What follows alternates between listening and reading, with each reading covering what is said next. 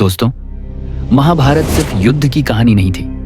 ये एक ऐसी महायुद्ध गाथा थी जिसमें इंसान नहीं बल्कि देवताओं के अस्त्र युद्ध का परिणाम तय करते थे। हर अस्त्र में इतनी अपार शक्ति थी कि वो पलक झपकते ही पूरी पृथ्वी को हिला सकते थे। तो चलिए जानते हैं महाभारत के 10 सबसे शक्तिशाली अस्त्रों के बारे में। नंबर 10 पर है वज्र अस्त्र। वज्र अस्त्र कोई आम हथियार नहीं था, यह था देवताओं के राजा इंद्र का खुद का अस्त्र। माना जाता है कि इसे बनाने के लिए आर्षि दधीचि की अस्थियों का उपयोग किया गया था। जब अर्जुन ने स्वर्गलोक जाकर देवताओं से युद्ध कला और युद्ध की रणनीतियां सीखी, तब स्वयं इंद्र ने उन्हें यह वज्र अस्त्र दिया। यानी अर्जुन के पास सिर्फ कौशल ही नहीं था, बल्कि एक ऐसा अस्त्र भी था जो उसे किसी भी कठिन परिस्थिति में अजेय बना सकता था। अब बढ़ते हैं नंबर 9 की ओर, और यहां है पाशुपत अस्त्र। यह अस्त्र भगवान शिव का था और उसकी शक्ति इतनी भारी थी कि यह पूरी सेना को नष्ट कर सकता था। कहा जाता है कि अर्जुन और कृष्ण ने इस अस्त्र का इस्तेमाल युद्ध में अपने दुश्मनों को संभालने के लिए किया था। इस अस्त्र की सबसे बड़ी खासियत थी कि इसे कोई भी साधारण हथियार से नहीं रोक सकता। नंबर 8 पर आता है ब्रह्मास्त्र।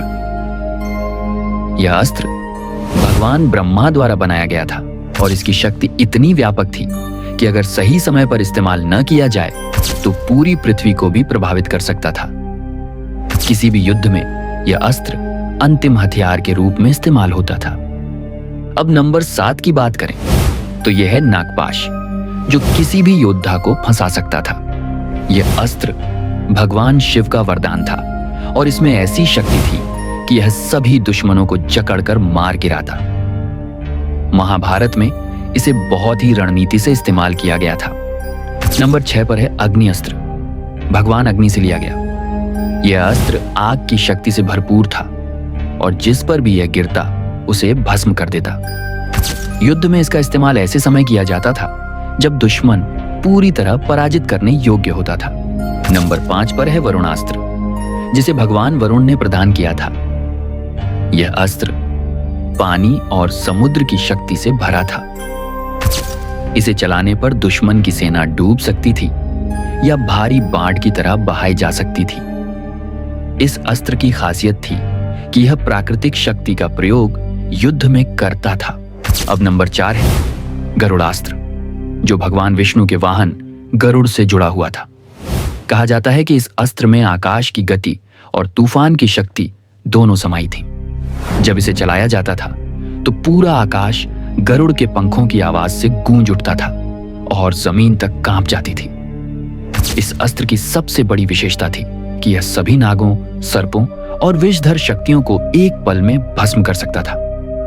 अगर कोई दुश्मन जहर या विष का प्रयोग करता तो गरुड़ास्त्र उसे पहचान कर तुरंत उसका नाश कर देता।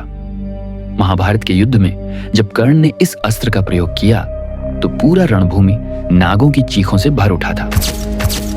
यह अस्त्र इतना शक्तिशाली था कि इसे कोई भी विष या मायावी शक्ति रोक नहीं सकती थी, क्योंकि इसमें स्वयं गरुड़ देव की दिव्य ऊर्जा समाहित थी। गरुड़ास्त्र को चलाना भी आसान नहीं था।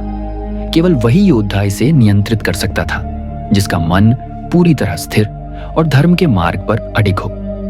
यही कारण है कि गरुड़ास्त्र को देव अस्त्रों में एक अद्वितीय और भयावह अस्त्र माना गया है। चलिए बढ़ते हैं नंबर 3 की ओर, कौमार्यास्त्र।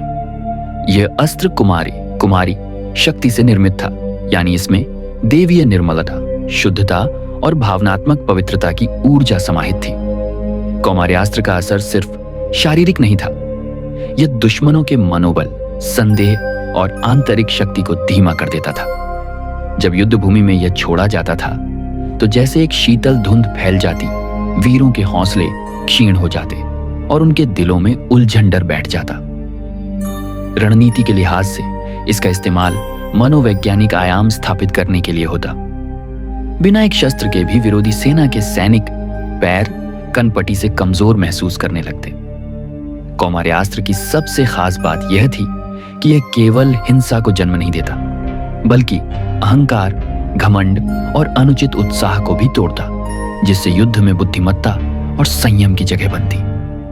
इस अस्त्र को चलाने वाले को भी शुद्ध हृदय और सच्ची नीयत की आवश्यकता होती, क्योंकि यदि उपयोगकर्ता का मन स्वार्थी या छल भरा हो तो अस्त्र का प्रभाव उल्टा पड़ सकता था।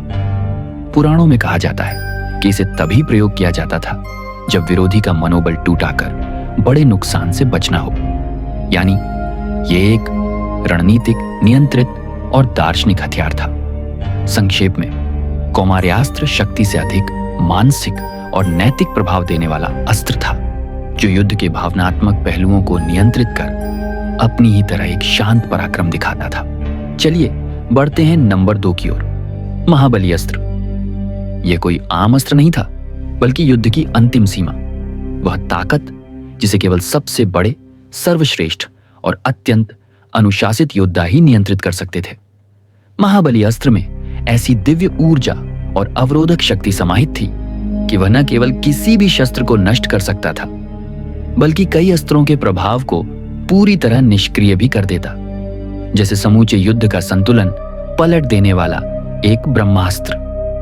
इसे इस्तेमाल करने का मतलब था पूरा रण क्षेत्र जोखिम में डाल देना। इसलिए पुराणों और महाकाव्यों में इसे कठोर शर्तों और उच्च नैतिक मानदंडों के साथ जोड़ा गया। केवल वही योद्धा इसे प्रयोग कर सकते थे जिनके अंदर अनुशासन, साहस और पराक्रम के साथ साथ विवेक भी हो। युद्ध में महाबली अस्त्र का प्रयोग चुनिंदा परिस्थितियों में ही किया जाता, तब जब सभी विकल्प समाप्त हो चुके हों और सिर्फ एक निर्णायक कदम ही समूचे कलह का अंत कर सके। इसे निकालने से पहले अक्सर एक प्रकार का मनोवैज्ञानिक और आध्यात्मिक परीक्षण भी माना जाता था, क्योंकि महाबली अस्त्र का दुरुपयोग असंख्य प्राण हानि और अनिश्चय पैदा कर सकता था। इसलिए योद्धा के भीतर जिम्मेदारी की भावना और जीत के बाद वाले परिणामों का भान अनिवार्य था। कहावत बन चुकी बात यह है कि महाबली अस्त्र युद्ध का रक्षक भी और निर्णायक भी था। रक्षक इसलिए कि यह मित्र शक्तियों को बचा सकता था, और निर्णायक इसलिए कि इसका एक क्षणिक प्रयोग शत्रु बलों का समूल नाश कर सकता था। और आखिरकार आ गए हैं हम नंबर 1 पर, शक्ति अस्त्र। यह अस्त्र सभी अस्त्रों में सबसे महान और रहस्यमय माना गया है। इसकी शक्ति इतनी अपार थी कि इसे साधारण योद्धा तो छोड़िए, देवता भी पूरी सावधानी और ध्यान के साथ ही इस्तेमाल करते थे। कहा जाता है कि शक्ति अस्त्र में त्रिदेवों की सम्मिलित ऊर्जा निहित थी। ब्रह्मा की सृष्टि शक्ति, विष्णु की पालन शक्ति और महादेव की विनाश शक्ति। यही कारण है कि यह अस्त्र केवल सर्वश्रेष्ठ, पवित्र और योग्यता से परिपूर्ण योद्धा ही चला सकता था। अगर कोई इसे अहंकार या लालच में चलाने की कोशिश करता तो अस्त्र उल्टा उसी पर प्रहार कर देता, क्योंकि यह सिर्फ शरीर से नहीं, आत्मा की शुद्धता से नियंत्रित होता था। महाभारत के युद्ध में इसका उल्लेख उस दिव्य क्षण से जुड़ा है जब कर्ण ने इस अस्त्र का प्रयोग किया था और उसका लक्ष्य था अर्जुन। उस पल आकाश कांप उठा था, दिशाएं मौन हो गई थीं और युद्ध भूमि का हर योद्धा जान गया था कि यह कोई साधारण अस्त्र नहीं, बल्कि स्वयं देव शक्ति का प्रकट रूप है। शक्ति अस्त्र न केवल विनाश का प्रतीक था, बल्कि यह एक संदेश भी देता था कि सच्ची शक्ति वही है जो सही समय, सही कारण और सही मन से इस्तेमाल की जाए। आखिरकार यही था देव अस्त्रों का शिखर, शक्ति अस्त्र, जो न सिर्फ युद्ध का अंत करता था, बल्कि धर्म और अधर्म की अंतिम सीमा को भी परिभाषित करता था।